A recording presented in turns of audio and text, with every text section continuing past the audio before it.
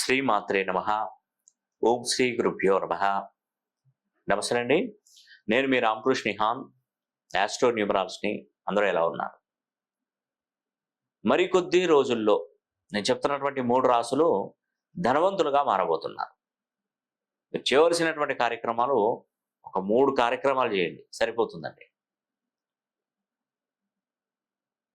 ప్రతి ఒక్కరికి ఉంటుంది. ఎందుకుంటుందండి? సంపాదించాలి, ధనం సంపాదించాలి, హ్యాపీగా బ్రతకాలి, జీవితాన్ని ఎక్కడి నుంచో ఎక్కడికో తీసుకెళ్ళాలి, నాకంటూ ఒక స్థానం ఉండాలి, 10 మందిలో గౌరవ మర్యాదలు ఉండాలి, హుందాగా బ్రతకాలి, దర్జాగా బ్రతకాలి, ఎవరిని చేయి చాచి ఒక పైసా అడగకూడదు.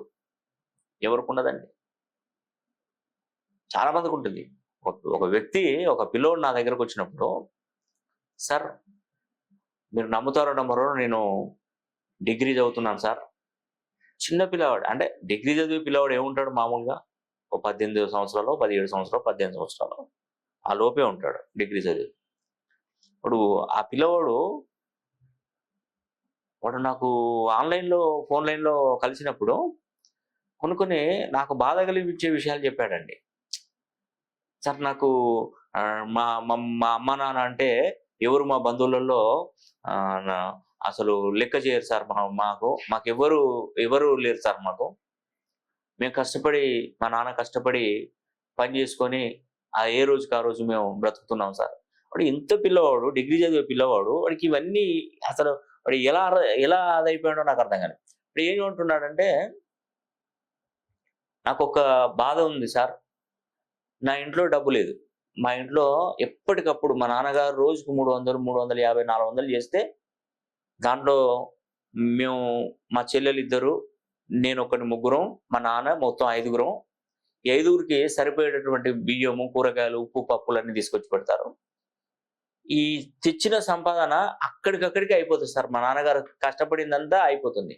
ఏ రోజున మా నాన్నగారు జ్వరం వచ్చి ఒక 2-3 రోజులు ఇంట్లో ఉంటే, ఏదైనా చేత కావట్లేదని ఉంటే, ఆ రోజు మేము ఒక్క పూట భోజనం చేస్తాం సార్ అన్నాడు. నాకు మైండ్ ఒక్కసారి అసలు పని చేయలేదండి. నిజమండి. అర్థం కాలేదు అసలే. అరే, అంటే మనం ఇప్పుడు కొన్ని సందర్భాల్లో అసలే లేని వాళ్ళ నా దగ్గర రారు. ఎందుకంటే వాళ్ళ దగ్గర డబ్బు ఉండదు కదా. నాకు చెల్లించే ఫీజు వాళ్ళ దగ్గర ఉండదు కాబట్టి నన్ను తరకని బిలో డేర్ చేశాడు. డేర్ చేసి నాకు ఫీజు చెల్లించారండి. ఆ డబ్బు నేను తీసుకొని నాకు బాధ అనిపించి అతనికి ఏ రూపంలో నేను చెందించాలో ఆ రూపంలో నేను చెందించాను. మళ్ళీ దాన్ని ఏ రకంగా వాడుకోవాలో మళ్ళీ ఆ రకంగా ఆయనకు వచ్చే విధంగా చేశాను. తెలుస్తుంది ఈజీగా. ఆ పిల్లోడు నాతో అన్న విషయం ఏంటంటే, సార్ మా ఇంట్లో ఏమీ డబ్బు గిట్లు లేదు, ఒకవేళ తప్పుగా అనుకోవద్దు సార్. ఇప్పుడు మా నాన్నగారు మా పక్కనే ఉంటాడు. అతనికి ఒక చిన్న గుడిసెలో మేము ఏర్పాటు చేశాము. ఒకవేళ అతను కనుక మరణించితే మా దగ్గర చిల్లిగవ్వలేవు సార్. అప్పటికి మాకు డబ్బులు ఎవరు ఇస్తారు? వాడి చిన్నప్పుడు బ్రెయిన్లో ఆలోచన చూడండి ఎట్లా తిరుగుతున్నాయో. మాకు సంపాదించిన కనీసం ఒక 5,000 రూపాయలు, 10,000 రూపాయలు పక్కన పెట్టుకుంటే బాగుండు సార్ మాకు అని అడుగుతున్నాడు. చాలా చాలా చాలా వ్యక్తులు ఇలాంటి సమస్యలతో, ఇలాంటి ప్రాబ్లమ్స్తో ఉంటారని నేను గమనించానండి. నేను ఒకటే మీకు విషయం చెప్తున్నానండి. మీరు నాకు చెల్లించే డబ్బుకు ఒక 1000 రెట్లు మీకు మంచి చేస్తాను. విన్నారా? మీరు నాకు చెల్లించే డబ్బు ప్రతి పైసాకి చెప్తున్నాను, మీకు సరైన న్యాయం చేస్తాను. నేను వచ్చినప్పుడు ఏం తీసుకొని రాలేదు, పోయేటప్పుడు నేనేం తీసుకొని పెద్ద పెద్ద మాటలు మాట్లాడుతున్నానని అనుకోకండి. రియల్గా చెప్తున్నా. చేస్తానండి మీకు ఖచ్చితంగా. నేను మంచి చేస్తాను. నేను చూసేటువంటి పద్ధతులు అన్ని విధాలుగా చూస్తాను. Namology, graphology, signatureology, pronology, Indian western numerology, Indian western astrology, ప్రశ్నాశాస్త్రం, హస్తరేఖలు, గవ్వలు, తాళపత్ర గ్రంథాలు, ఇలా అన్ని పద్ధతుల ద్వారా కూడా నేను పరిశీలన చేస్తాను. ఖచ్చితమైనటువంటి రిజల్ట్ మీకు వచ్చే విధంగా నేను చేస్తాను తప్పకుండా. నిజమండి, నేను చేసేది కరెక్ట్. ఇప్పుడు నేను నా చిన్నతనంలో చదువుకున్న రోజులలో కూడా నా ఫ్రెండ్స్ నాకు నా ఫ్రెండ్స్ కొలీగ్స్ నా ఫ్రెండ్స్ చాలా మంది చిన్నప్పుడు చదువుకున్నప్పుడు చాలా మంది మంచి మంచి పొజిషన్లో స్థిరపడ్డారు, గొప్ప గొప్ప వాళ్ళుగా ఎదిగారు. నాతో చదువుకున్నాను. ఒక ఆవిడ school teacher, government school teacher. ఆవిడ ఎప్పుడు కూడా హేతువాదే, ఎప్పుడు కూడా హేతువాదేనండి. ఆవిడ నా ప్రోగ్రామ్స్ చూస్తూ ఉంటుంది, నేను చెప్పేటి విని నాకు కాల్ చేసి మీరు చెప్తున్నది నిజమేనా, ఇది నమ్మొచ్చునా అంటది. ఫోన్ చేస్తుంది ఆవిడ అప్పుడు, నా ఫ్రెండ్. మీరు నమ్మొచ్చునా అండి, ఇది అంతా నమ్మొచ్చునా, ఇది అంతా ఈ రోజులలో ఉంటుందా అన్న. టీచర్ అని. ఎందుకు నేను ఒక రోజు నాకు ఫ్రీ టైం దొరికింది, నేను ఆవిడతో మాట్లాడాను. నమ్మడం నమ్మకపోవడం అనేది మరి ఎలా నిరూపిస్తారు మీరంటే, నేను ఎలా నిరూపించాలనేది నేను చెప్తాను, మీరు ఆ విధంగా చేయండి, మీరు నమ్మకం అప్పుడు వస్తుందని మీకు ఒకసారి చూడండి అని చెప్పాను. చెప్పండి ఏం చెప్తారో చెప్పండి అని. మీ క్లాస్లో ఎంతమంది స్ట్రెంత్ ఉన్నారు, మీరు క్లాస్ టీచర్ అంటున్నారు, క్లాస్లో ఎంతమంది స్ట్రెంత్ ఉన్నారంటే 40 మంది అని చెప్పింది.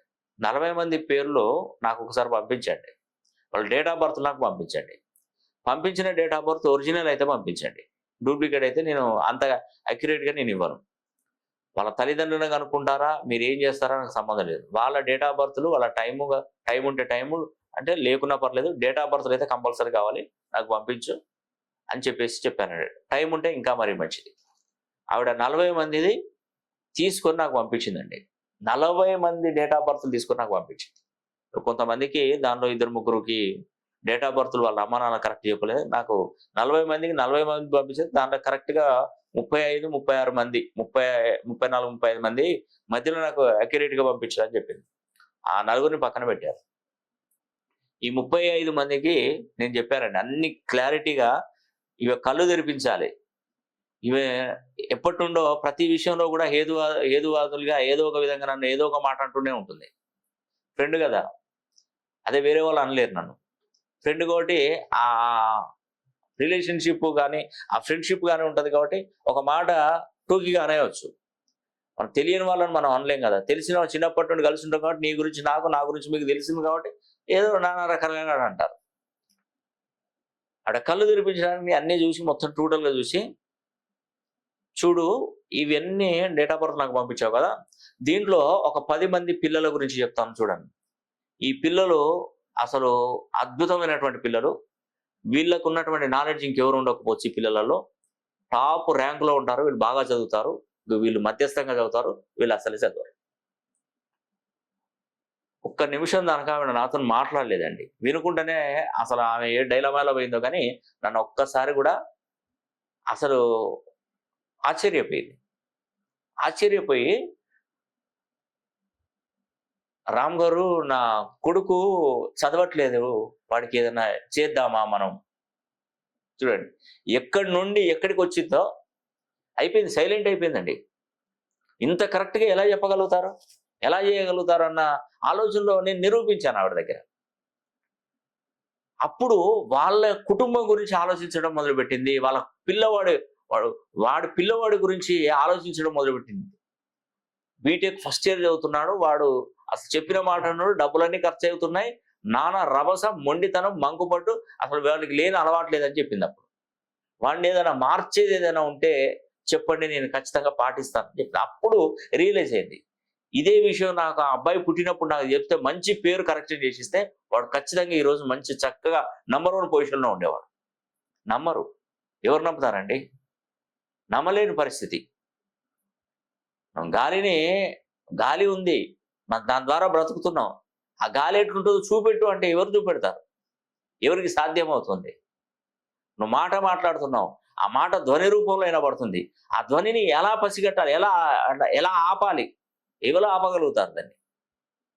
రాత్రి మనకు సూర్యుడు ఉదయించినప్పుడు, ఆ సూర్యుడు ఉదయించేటప్పుడు ఆ కిరణాలు మనకు సన్లైట్ పడినప్పుడు అది ఎలా ఉంటుంది అనేది కూడా మనం ఎలా గమనించగలుగుతాం? ఎప్పుడు చీకటి నుండి మనకు ఉదయం అవుతుందని ఎలా మనం పసిగట్టగలుగుతాం? అదే కిరణాలను లైట్గా చీకటి అయిపోతూ ఉంటుంది, దాన్ని ఎవరు గుర్తుపడతారు? ఇప్పుడు పడుతుందని అడగలుగుతాం, ఆ సెకండ్లో అయిపోతుంది కాదు. అది మన భ్రమ మాత్రమే. అది లైట్గా మన మనస్సును లెవెల్ చేసుకుంటూ నిదానంగా వస్తుంది. చీకటి అయిపోతుంది. అయ్యో చీకటి అయిపోయింది అంటాం తెలియకుండానే. కాబట్టి నేను చెప్పేది ఒకటేనండి, నేను చెప్తున్నటువంటి 3 రాశులైనటువంటి కన్యా రాశి, మేష రాశి, ధనుసు రాశి 3 రాశులు మరికొద్ది రోజుల్లో ధనవంతులుగా మారబోతున్నారు. ఒక్కసారైనా మీ పేరును మంచి సంఖ్యాబలంలోకి మీరు మార్చుకొని చూడండి, తప్పకుండా బాగుపడతారు. ఈ వీడియో కనుక మీకు నచ్చినట్లయితే లైక్ చేయండి, షేర్ చేయండి, కామెంట్ చేయండి. సర్వే జన సుఖినో భవంతు.